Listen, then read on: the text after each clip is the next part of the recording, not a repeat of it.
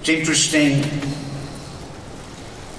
that the Baal Halachos Gedolos, one of those who codified the 613 commandments, does not count emunah, belief in God, as a commandment. That doesn't mean that he is of the opinion that you don't have to believe in God. But it's not a commandment. It's something that precedes a commandment for a very simple reason. If you already believe in God, then you don't need a commandment to believe in Him. And if you don't believe in God, there can't be a commandment from a God to believe in Him. It's an oxymoron. How can you come to someone and say, God says believe in Him, when I don't believe in Him altogether, so who says?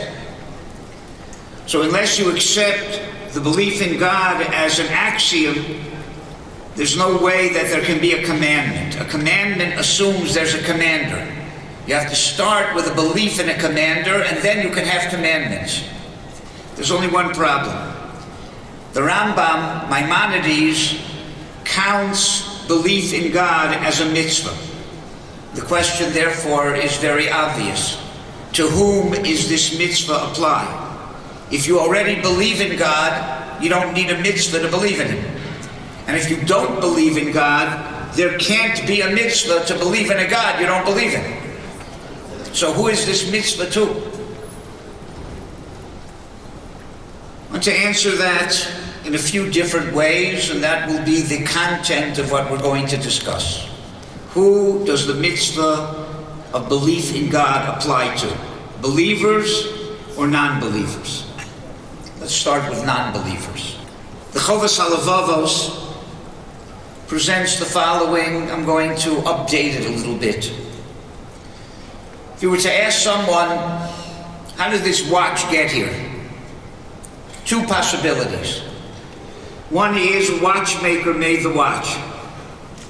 Second possibility, there were millions of watch parts on a table, and over many, many, many years, they all fell off the table, and one time they fell together and made this watch, by accident. Which one is more probable? They're both possible. Which one is more probable? I don't think any sane person would say that the watch parts falling off the table were more probable than a watchmaker making the watch. Second, a dictionary. Two possibilities how the dictionary got written, printed. One, that someone who knows how to write dictionaries printed it and published it. Second possibility, there were an infinite amount of monkeys typing on an infinite amount of keyboards, and after a long time they happened by accident to type out this dictionary. It's possible. I don't think any sane person would choose that as the probable option. Third question, the human eye. How did it get here? One, it was designed by an intelligent creator who designed that eye. Second possibility, there were hydrogen atoms floating in space. Where they came from, nobody knows. But there was space. That's the free space on the bingo card. And for some reason, they imploded, exploded, and from those hydrogen atoms, with fission and fusion came all of the elements of the periodic table floating in space. Some of them became stars. Two stars came very close to each other. One pulled material from the other one and set it going around, all by accident. Total coincidence and accident. And that star had bodies floating around it, some too close and they were too hot, some too far and they were too cold, and one just by accident, just in the right spot, like Goldilocks' porridge, not too hot and not too cold, able to sustain life. And then on that planet, which happened to have oxygen and water and all of the building blocks of life, all of the proteins and amino acids that were the building blocks of life, just happened to be in this sea And one day a lightning bolt hit all these building blocks of life and turned them into a living being, which scientists can't do on purpose, but it happened by accident. And then there was the first amoeba that could take care of itself very nicely. No reason why it shouldn't be an amoeba. But for some reason, one day, an amoeba had a baby, and instead of being another amoeba, it was a paramecium. That is very similar to the following. A woman goes in to have her baby, and the doctor says, Mazel Tov, it's a giraffe. She said, I wasn't really expecting a giraffe. He said, well, you know, sometimes that happens. You know, sometimes you have a boy, a girl, sometimes you have a giraffe. Having a giraffe is much easier for a mammal than a paramecium coming from an amoeba. Okay, so the paramecium then had other mutations until we have fish. The fish were made by accident, total accident, but one time these fish sensed that the rivers they were in were drying up, and they're going to have to somehow produce lungs, because if they only have gills, they're going to drown in the air when the rivers dry up. Now, how they knew the rivers were drying up 1,000,000 years in advance, maybe they were near the bottom and they felt the water going down the drain, I don't know exactly how. But they were prophetic fish who just came about by accident and knew they had to start developing lungs. Okay. And they somehow developed lungs, and when the rivers dried up, these amphibians went on into the dry land. At the same time, the plants were also realizing that there's sometimes going to be amphibians coming up on the dry land who are going to need food, so they began to evolve into food, because they would have starved to death within a few days if the plant life wasn't evolving at the same exact time by accident. And then from the amphibians, some of them got tired walking, they became birds, and some of them decided to keep on walking, they became reptiles. From the reptiles became mammals, from the mammals became apes, and one day an ape opened the New York Times and became a human being. And that's how the human eye got here. Possible. Which one's more probable? Here, there are many people who accept the second one as more probable than the fact that there's an intelligent creator who created this world. Why? When it comes to watches and dictionaries, it's pretty obvious the other way. Why here is it become obvious the improbable way, and that becomes scientific, and believing in a God is fairy tales? Reason is because people don't want to believe in a God. Because if you believe in God, that means this world was created intelligently, there's a purpose, and you have to fit that purpose. And people don't want to fit a purpose because that limits them. I would rather believe that everything came by accident, on the total purpose of an accident, and therefore there can't be any right or wrong, there can't be any moral or immoral, there can't be anything immoral about stepping on an ant, because the ant came by accident. And therefore, there can't be anything wrong with stepping on your aunt from Chicago either, because she's a bigger accident. And therefore, deep down inside, if a person would be honest with themselves and objective, and they would look around and see an orderly world that bespeaks intelligence, it is logical to assume that there is an intelligent creator that created this intelligent world, complex world. But people resist it because their hearts don't want to believe it. And therefore the Torah comes along and gives a mitzvah to the non-believer. You have it within you, as long as you'll be objective. People see what they want to see, and they believe what they want to believe. As the rabbis tell us the meaning of the sentence in the Torah, Hashochad ya'aver einei tikchim. Bribery blinds the eyes of the wise. Bribery is not only when somebody gives you money to testify wrongly or to judge wrongly.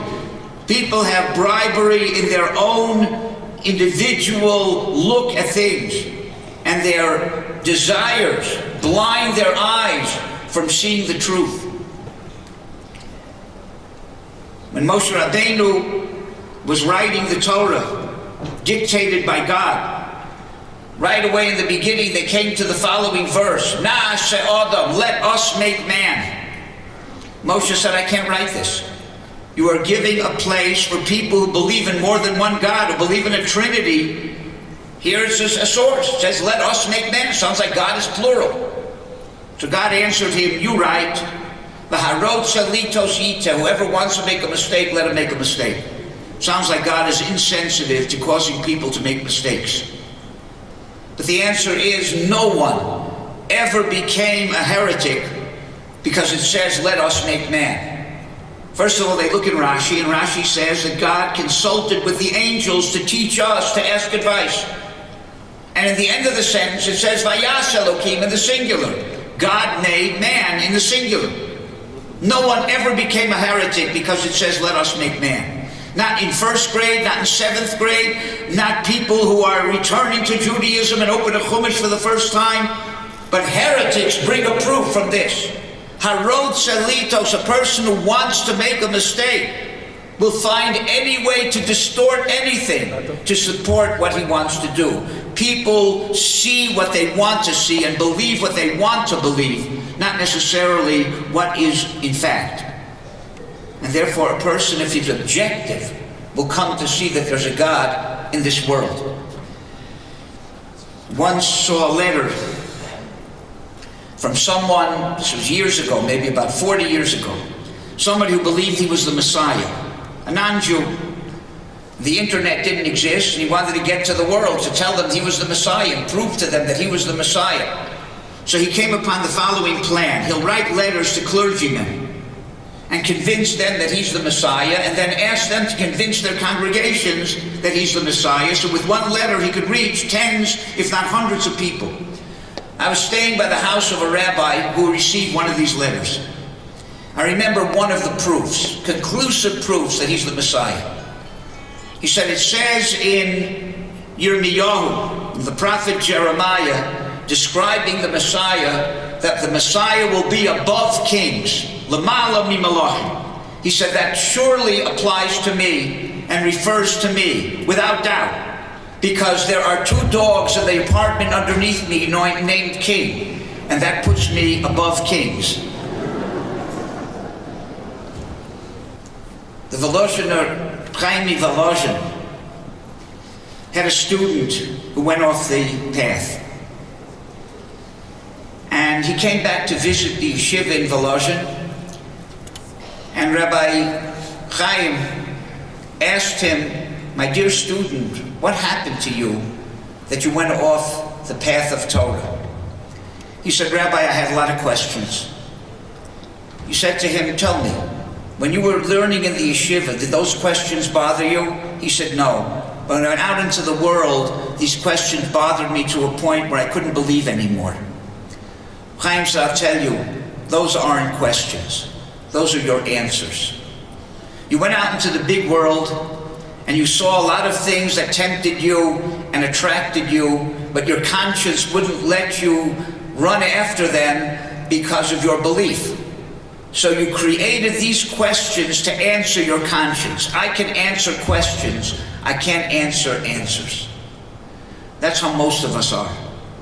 We create a reality that is not a reality in order to answer and to bring the answers we want to be able to function the way that we want to function, not necessarily what is real reality. Give me an example. I wasn't going to mention this, but a little bit of time, I imagine. I had a balabos somewhere where I was a rabbi. I wasn't in too many places rabbis, you could figure it out probably. But in any case, he was a little bit eccentric, to put it mildly. And one day he burst into my office and he said, Rabbi, save my daughter's life. I told him, I am not, Hatzalah or the Red Cross. What is your daughter's, why is her life endangered? He said that she was introduced to a certain young man and she is interested in pursuing this match. And if she marries this young man, he went on to describe this young man as a cross between Genghis Khan, Hitler, and Homer. And if my daughter marries this, it's the end of her life, the end of our life, the end of the world probably. Rabbi, you've got to do something. I said, look, both of us know you're a little eccentric. So maybe this guy, I find it hard to believe that a boy learning in yeshiva is as bad as you say he is. But I'll make you a deal. I'm going to bump into him and meet him just by chance and have a conversation with him. If he's as bad as you say, I'll be lucky to get out of there with my life. And I will speak to your daughter and convince her that this is not for her. If, however, I meet this boy and he's not like you say, you have to give me your word that you won't stand in her way and you'll allow her to get engaged. He gave his word. I bumped into this boy by accident, found out where he eats lunch, had a pizza with him. 45 minutes. He obviously wasn't as bad as this father said, but he wasn't normal. There was something seriously wrong with this young man. So I figured, okay, now it's easy. I'm going to call the girl in. She's a nice, normal girl, and I'm going to tell her very clearly that it's not her father talking, it's me, and I see this boy is really not a normal person. It's not for her. I thought it would be easy time. So I told this girl, this wasn't the issue, but just to make it clear. I said to her, you know, I've done a little research on this boy that you're going out with, and he's murdered 7 wives already. She looks at me and she says, I know, but he did it with such sensitivity. What sensitivity? You guy's a murderer. But she had feelings for this boy, and her subjective feelings did not let her see the truth. It distorted things, and everything I said that in my mind was clearly negative, to her was the most positive thing in the world. Baruch Hashem, in the end, I convinced her, and she went on to marry somebody else, and this young man had a very, very tragic life. In any case, but that's how we all are. We see what we want to see, and our desires blind our eyes from seeing the truth. And therefore, Reb Shamshul Hirsch says that the mitzvah of emunah, the mitzvah of belief, is not the knowledge that there's a God. Everyone has deep down that knowledge. It's the acknowledgement that there's a God. So the mitzvah, in one perspective, is a mitzvah to those that don't believe. But I can come to them and say, be objective. Look at the world in an objective way. You'll come to bring out and access that knowledge that there's a God that every human being has deep down inside. If you won't be objective, then you won't see it. The mitzvah is to be objective. It's interesting. The holiday of belief that we celebrate is Pesach. You know what we do on Pesach Seder? We ask questions. I would say asking questions is not really good for belief, but it's not true. If you can honestly ask questions and you're open to the answers, you'll come to believe in God. It's the people who don't want to ask questions because they don't want to know the answers who are not going to believe in God. Asking questions do not threaten belief, as long as you're objective and want to hear the answers. And that is what the Balei Musar tell us. What is the difference between a window and a mirror? A window, you see the whole world, and a mirror, you only see yourself. You know what the difference is? A little silver, a little kesef. If you put a little silver on the window, all you see is yourself. Silver represents money, it represents desires, it represents subjectivity. If you look to the world through subjectivity, you see nothing but yourself. If you take away that subjectivity, you'll be able to see the entire world the way that it really is. And that's why it says that there's a connection between people who are kind people, who are people who worry about other people, who call hagomel chesed. Whoever does chesed, whoever does kindness, is as if he believes in all the miracles that God did for the Jewish people. And whoever is not kind is like he doesn't believe in those miracles. What does kindness, chesed, have to do with emunah, with belief? The answer is, if you're a kind person and you're concerned with other people and you don't only see yourself, you'll be objective and you'll be able to see God too.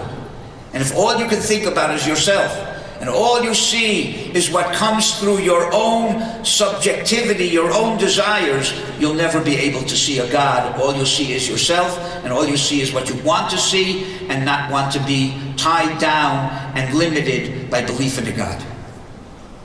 That's one aspect. Another aspect of emunah is to people who do believe. But our concept of belief in God is not there is a line. If you cross that line, you're a believer, and if you don't cross that line, you're not. We are not the ones who bring people in tents and scream out, believe, believe, and then they say, I believe, and now they're all believers. That's just the beginning. Belief includes many, many stages until you come. It's a lifelong quest. Everybody has doubts. Everybody has things that they can strengthen their belief. It's a lifelong quest to be a believer in God. It's not just crossing a line. Many, many stages. The mitzvah is specifically to people who believe, but it's enhancing and developing that belief in all of the ways I'm going to mention to you. The first, people say they believe. Do they believe and it's reality to them? Or it's just a nebulous kind of idea they have in their mind? That's also belief. I don't want to belittle it. But how real is it? I'll give you an example between something that a person believes and knows and something that he really feels and tells. They used to give the following example. In America, they have a certain green shade of paint that all park benches all over the country are painted with. Sometimes you walk into the park and you see a sign that says wet paint, and you see the bench glistening. What are most people's reflex reaction when they see that sign? Touch the bench and look at your finger. Why? Don't you believe signs? Don't you see the paint is glistening? Why do you have to touch it and see the paint on your finger? Because you know intellectually that bench is wet paint when you see the sign. But you experience it and you feel it, and it's more real to you when you see the paint on your finger. That is the difference between knowing and actually feeling it as a reality. We say on Rosh Hashanah in our davening, God, put your fear and your awe over the entire creation. And then we say, as we know. If we know it, what are we asking God to do? The answer is we know it. We know it intellectually, but we don't feel it. We don't experience it. There's a mitzvah aside from believing there's a God, of feeling there's a God. And there is a tremendous gap between knowing, between believing, and between feeling and experiencing. And it's a lifelong quest to develop one's belief in God to be something real, not just something that he knows in his intellect. And that's why it says that before Rabbi Yochanan ben Zakkai left this world, his students asked him for a blessing. And he said, may God, the fear of God, be so real to you like the fear of human beings. And they said, that's it? We should fear God like we fear human beings? He said, halavai. Because when a person goes to do something wrong, he looks around to see if anybody's watching. He doesn't realize God's watching. Because God's watching, he knows intellectually, but when people are watching, it's something he really feels. So halavai, we should be able to feel God as much as we feel human beings. It should be real to us. And that takes a lifelong quest of trying to transform what you know intellectually into what you actually feel as reality. Next idea. Belief in God also includes trusting God. If you believe in him, then you should believe that he's trustworthy, and you can trust him. And trusting him does not mean that God will do whatever you want. That's not trusting God, that is idiocy. The Chazon Ish says, bitachon, trusting in God, is the practical application of belief. Belief is the theory, and trust is the practical part. What does that mean, to trust in God? It doesn't mean that you trust God will do whatever you think he should do. It means whatever God does, you trust Him that it's ultimately for your good. Even things that appear to be bad. But you believe that God is ultimately good. There's more to this world than we can see. There's an eternal existence. There's a soul that exists eternally. And sometimes, in order to correct that soul, in order to benefit that soul eternally, there have to be very painful things done in this world, like an operation. Sometimes a person needs a painful operation to be able to survive. Sometimes the soul needs a painful operation in this world to be able to survive eternally, and sometimes that even means that a person has to pass away from this world. But there's a bigger picture. So a person who believes that there is nothing that happens by accident, nothing that happens by coincidence in this world, and even what people choose to do, we don't run this world. We have free choice. We don't have free reign over the world. And what people choose, sometimes God permits them to carry out their choice and sometimes not. That's up to God's will. I can choose to do a mitzvah. I want to give tzedakah. I want to give charity. I write out a check before I go to sleep. I'm giving it to this poor man the next day. I can't control that I'll be able to bring that to fruition. The person who wrote the check may drop dead overnight. Finished. He can't give the tzedakah the next morning. The person who's poor may drop dead. Can't give him the tzedakah anymore. He may become a rich man and win the lottery overnight. Can't give him any more charity. He's a rich man. The banks may all fail, and the check is worthless. A million things can happen that you're not in control of. You made the choice. You'll get rewarded or punished for the choice you made. Whether you can actually bring it to fruition is up to God. And God only permits to happen in this world what ultimately is for the good. Not necessarily as we see it here in this world, but what ultimately will impact on the eternal good and God's eternal plan. That is part of belief in God. I don't only believe Him, I trust Him. And therefore we have a mitzvah that when good happens, we make a bracha tova meitiv. God is good and does good. And when bad things happen, things that appear to us to be tragic, we make a bracha also, dayan ha'emes, which really means God is the judge of truth. There's only one truth. But God judges how that truth can be brought about eternally. Sometimes in ways that appear to us to be good, and sometimes in ways that appear to be bad. And that's why when a person makes that bracha on bad things, on tragic things, it says, L'kuplinu b'simcha, he accepts it with joy. Not joy where you click your heels, but joy that means a certain satisfaction that I believe that ultimately it's for the good. The same kind of joy a person has who goes through an operation, that knows the operation is going to save his life and give him 50 happy, healthy years. The operation is painful. He's not clicking his heels, but he has a certain satisfaction that he knows that the pain and the tears are for a purpose. It's not in vain. That's how a person has to look at tragedy in this world. It's not in vain. It's not a coincidence. It's all guided and orchestrated by God. And it's all guided and orchestrated for a good eternal purpose. That doesn't make it hurt less. It doesn't mean I cry less. But I accept the fact that my crying and my hurt are for a purpose. They're not in vain. Gives me a certain satisfaction. Next, if you really believe in God, and you work on yourself, not only to believe it intellectually, but to feel it as something that you can feel and sense, it's real to you.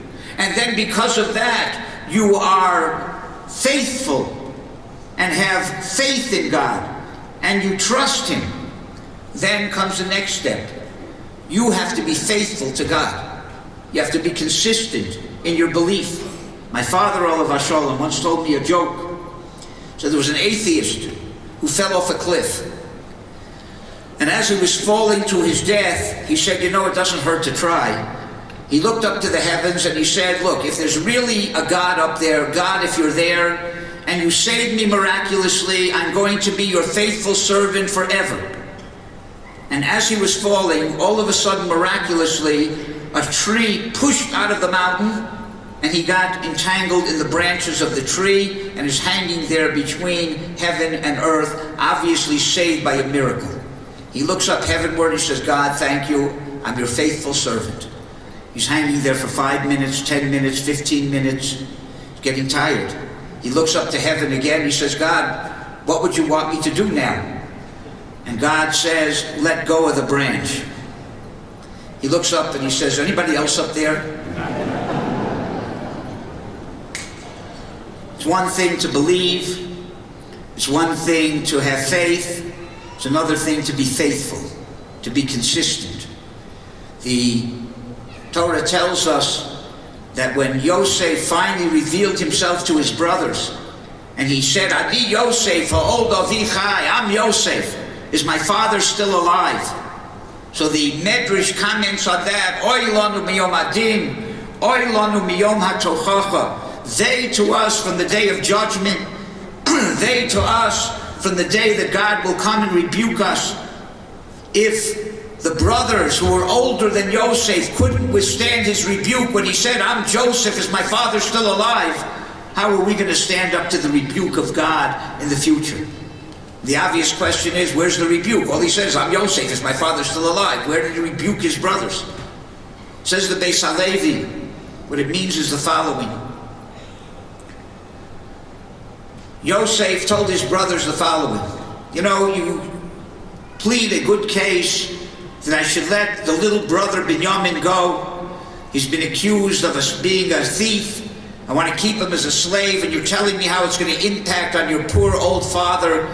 If his favorite little son doesn't come back, he's probably going to die from the grief. So please, let him go. I'm Yosef, remember me? How did my sale impact on our father? Did you care about it then? When it serves your purpose, all of a sudden you're crying crocodile tears about our father's condition. And when it doesn't serve your purpose, then you ignore our father's condition. That is the rebuke that Yosef gave to his brothers. You're inconsistent. Sometimes you use this as an excuse, and sometimes you don't use it. Inconsistency is a terrible, terrible thing, and that's what God's going to say to us. Were you consistent? You said you believed in me. Were you consistent in that? Or did you vacillate? Sometimes you use this excuse, sometimes a different excuse, right? Inconsistency, right, is the kind of rebuke that a person does not want to hear. After 120 years, a person's going to go before God's throne. He's going to say, how come you didn't give charity? The person's going to say, but God, you knew that I was a poor man. I eked out a living. How could I give charity? I didn't have money. I didn't have anything extra to give. God's going to say, okay, he's not going to go into a whole tirade of how important charity is even though you're poor. He's going to say to the person, okay, I accept that. You were poor, you didn't have the extra money. But according to my records, on this and this date, you ate in this restaurant. This was the bill. This was the tip. For a person who was so poor, who only eked out a living, where'd you get the money to eat in the restaurant? You're inconsistent. For charity, you don't have the money, and for restaurants, you do. How come you didn't learn Torah? I didn't have time. I was busy. I was a busy housewife. I was a busy businessman. I didn't have time. God's not going to go into a whole tirade of how important it is to learn Torah. He's going to say, okay, I accept that. You didn't have time. But at this and this time, I see that you spoke on the phone, gossip for an hour. Where did you get the hour to speak gossip if you didn't have any time? That kind of rebuke is very, very awesome. So that is part of belief. You believe, you have faith in God, you really believe it, it's real to you, then be consistent with what you believe. Don't vacillate. And sometimes use a different excuse. Looking, maybe there's somebody else up there that maybe fits your needs better. With this we can understand that belief is not just, like we said, crossing a line. Either you're a believer or you're not a believer. The mitzvah of emunah, the mitzvah of belief begins with accepting the fact that there's a God. It doesn't end there. And the mitzvah then tells us, Anochi Hashem Elokecha, Anochi, believe. There is a God there. There's an Ochi. I exist. That's the beginning. Hashem Elokecha. Hashem represents mercy, and Elokim represents harsh judgment. Believe in me and have faith in me. Whether you see my mercy or you see my harsh judgment, realize it's all for your good. Asher Hotzeisicha me'eretz Mitzrayim. Imagine that you were there and you saw the 10 plagues and you saw all the miracles and the splitting of the Red Sea. How real would it be to you? Not just an intellectual idea that there's a God, but you could see it and feel it with your whole being. Had you been there in Egypt, had you seen all these miracles, the belief should be as strong as Asher Hotzeisicha me'eretz Mitzrayim, that I took you out of Egypt and you were there. Feel it, experience it. Mibeis avodim. Don't be a slave to your desires. Don't be subjective. Be objective. Be free to really think and to question, but to want to hear the answer, not to answer your questions before you ask them. That's what the mitzvah is according to the Rabbi. The mitzvah is not only to people who don't believe, who are commanded to be objective, but it's even to the people who believe already. But develop your belief, enhance your belief, work on it. It's a lifelong quest. It doesn't happen overnight and it doesn't happen easily. Learn what it means to believe. What are you supposed to believe in? People say, I believe. What do you believe in? I don't know, but whatever it is I believe in. That's not a belief. And the other place, people say, I don't believe in this. Do you know what you don't believe in? No, but I don't believe in it, whatever it is. That's not a disbelief either. So even if you're going to be a non-believer, at least know what you don't believe in. First learn it and see, and then you can reject it. But don't reject something you have no idea what it is. That's not honest. That's not intellectually honest. So that is the mitzvah. The mitzvah applies to non-believers because there's an innate understanding. It's worldwide. It's something part of the psyche of a human being to believe in a power greater than him that created this world in one way or another. Be objective and let that knowledge, acknowledge that knowledge, let it come to the surface. And to people who believe already, there's still a mitzvah. Develop that belief. Make it real. Make it something that you're faithful to. Have faith in the God that you believe in. Make it real to yourself. All of that, again, is a lifelong quest. It involves learning. It involves dealing with life situations and getting into the habit of seeing things the proper way and dealing with them and reacting with them the proper way.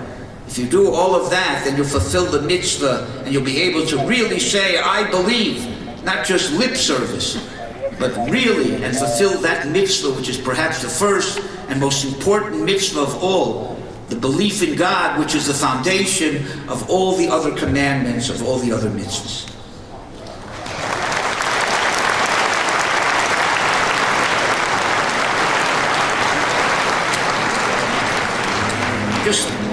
I have 2 minutes or 3 minutes, right? That's fine? Okay. I just want to, this is the last year I'm giving here today. I'm on my way to Cape Town. I just want to thank you all for the tremendous chizuk and encouragement and strengthening you gave me. I came here thinking I'm supposed to be strengthening people, but I'm going away more strengthened than any of you could have possibly gotten from me. I appreciate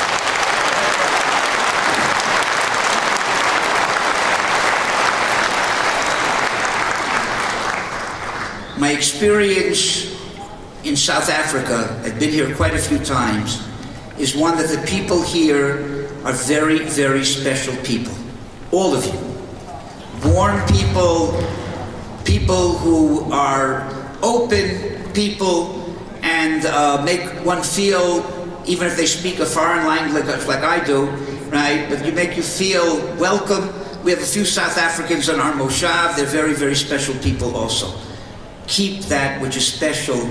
Don't mix in with the rest of the world in the ways that are negative, and teach the rest of the world to be like South Africans.